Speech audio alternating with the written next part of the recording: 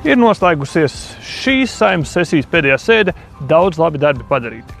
Pirmkārt, pieņemts regulējums, ka dronu radītie zaudējumi tiks kompensēti vieglā un pātrinātā kārtībā.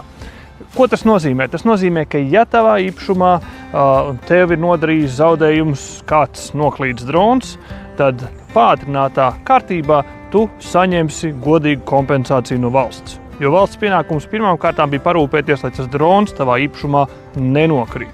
Otrakārt tika pieņemts lēmums, ka atlaide akcijas nodoklim dīzeļdegvielai būs spēkā līdz pat gada beigām. Jā, šobrīd ir labas ziņas, šķiet, ka degvielas cenas benzīna tankos nedaudz krīt, bet cik ilgi tas turpināsies, nezinām. Tā kā joprojām ir nenoteiktība, tad šis nodokļu samazinājums būs spēkā līdz gada beigām. Līdz ar to mēs skaidri zinām, ka nebūs papildus liekas spiediens arī uz pārtikas un citām cenām, ko visu ietekmē degvielas cenas. Treškārt, ļoti svarīga iniciatīva uzsāk savu ceļu Saeimā. Esat mēģinājuši samaksāt likumīgā veidā, piemēram, par auklas pakalpojumu vai par kādu, kurš palīdz mammai sakrāmēt malku. Šobrīd tas praktiski nav iespējams, bet esam izveidojuši ideju sistēmai, kur fiziska persona ar citu fizisku personu var norēķināties par tiešo, samaksājot 10% nodokli. Tādējādi šis darbiņš ir likumīgs, legāls, tiek samaksāts nodoklis, tiesa simbolisks, bet tomēr, un tādā veidā mēs visi sākam dzīvot godīgākā un patīkamākā valstī. Ceturtkārt, pieņēmām grozījumus civildienesta likumā. Ko tas nozīmē? Vienkāršiem vārdiem, ka ierēģņus un iestāžu vadītājus, ja būs nepieciešamība, varēs iecelt arī bez konkursa.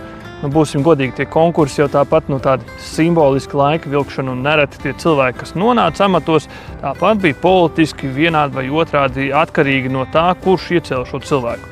Šobrīd atvieglosim dzīvi Kulberga kungam un veidojam šo kārtību elastīgāku. 5. labais darbs. Uzsākām grozījumus likumā, kas atļautu medicīnas personālam strādāt elastīgāk. Tiesa runa ir par virsstundām un normāli nevajadzētu ne dakteriem, ne medmāsām strādāt virsstundas, bet esošie ierobežojumi noved pie tā, ka medmāsas vai ārsti ir spiesti strādāt vairākās slimnīcās, viņi tāpat pārstāvā noteiktās stundas, tad šobrīd tā iespēja būs dota strādāt, cik tu jaudā vienā iestādē un nebūs nepieciešama vairs šī skraidīšana apkārt. Un 6. ziņa visiem, kuriem ir bijusi saskara ar sociālajiem dienestiem. Šodien gan 1. gan 2. galīgajā lasījumā apstiprinājām likuma grozījumus, kas paredz, ka sociālā dienesta lēmumi tiks pieņemti ātrāk un vienkāršāk, un pozitīvu lēmumu gadījumā darbiniekam nevajadzēs rakstīt garo atzinumu, kādēļ šis pabalsts ir piešķirts.